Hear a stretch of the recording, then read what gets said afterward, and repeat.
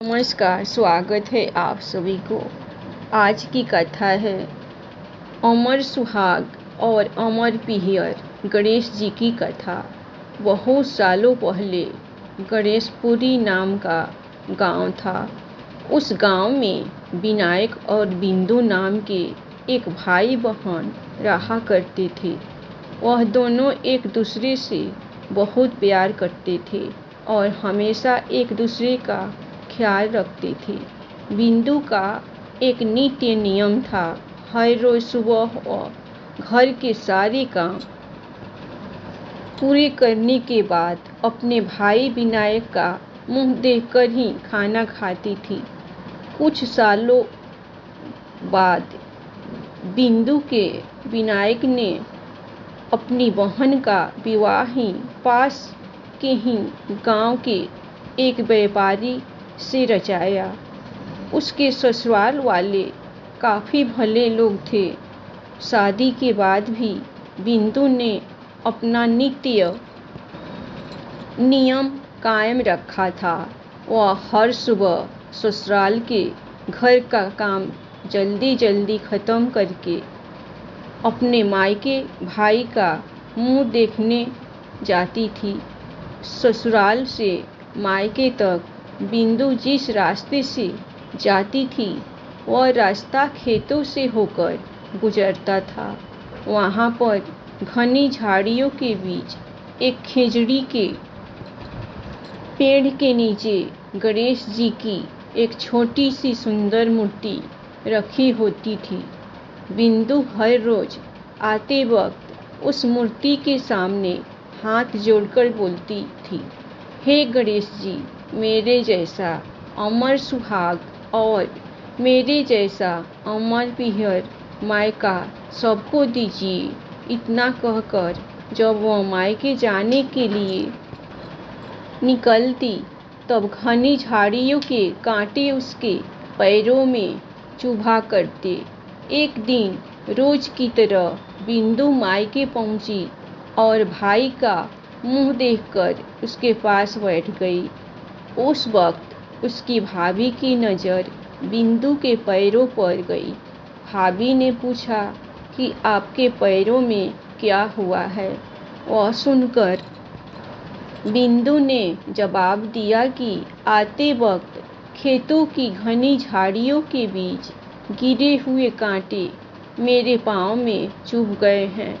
उसके बाद जब वह वापस अपने ससुराल लौट गई तो भाभी ने अपने पति विनायक से कहा कि आपकी बहन के पैरों में कांटे चुभ गए हैं, कल फिर से ना चुभे, इसलिए आज ही आप रास्ता साफ करवा दीजिए। और सुनते ही विनायक ने उसी वक्त कुल्हाड़ी उठाई और खेतों की घनी झाड़ियाँ काटकर रास्ता साफ कर दिया। लेकिन झाड़ियाँ काटते वक्त उसके हाथों एक गलती हो गई और झाड़ियों के साथ साथ गणेश जी की मूर्ति भी वहाँ से हटा दी गई। और इसी बात पर भगवान गणेश जी नाराज हो गए और भाई विनायक के प्राण हर लिए।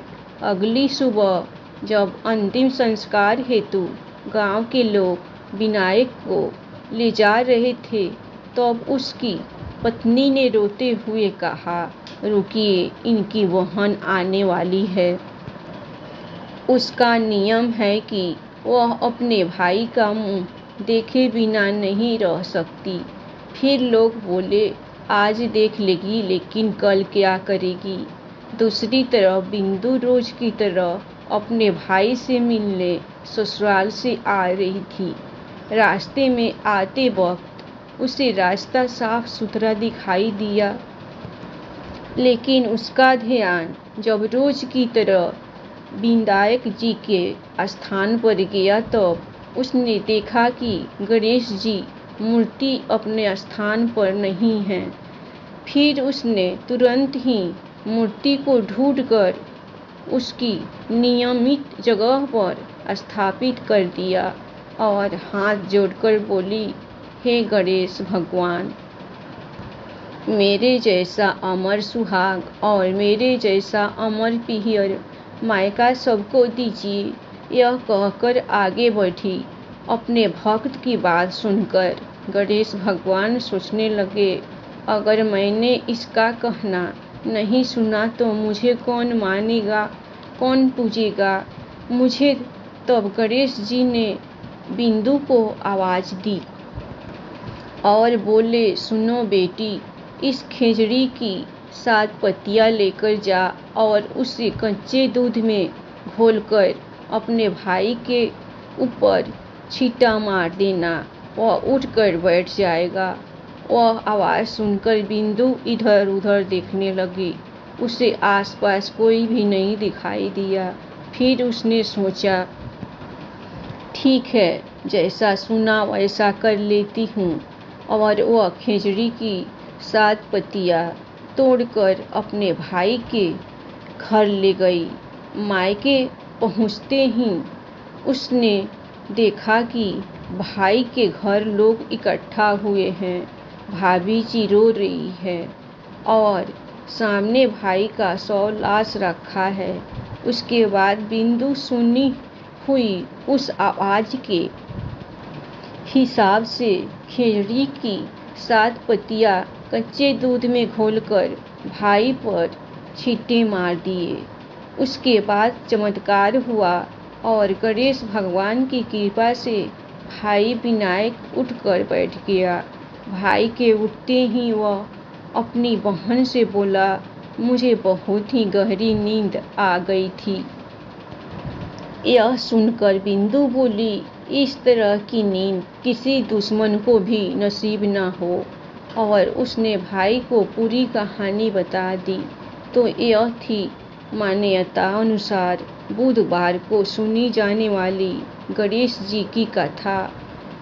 हे गणेश भगवान, इस कहानी को पढ़ने वाले और सुनने वाले को हमेशा खुश रखना। कहानी अधूरी हो तो इसे पूरी करना और हमसे कोई गलती हो गई हो तो क्षमा करना। जय श्री विनायक। धन्यवाद।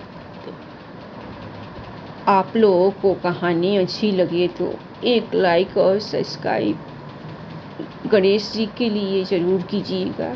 धन्यवाद।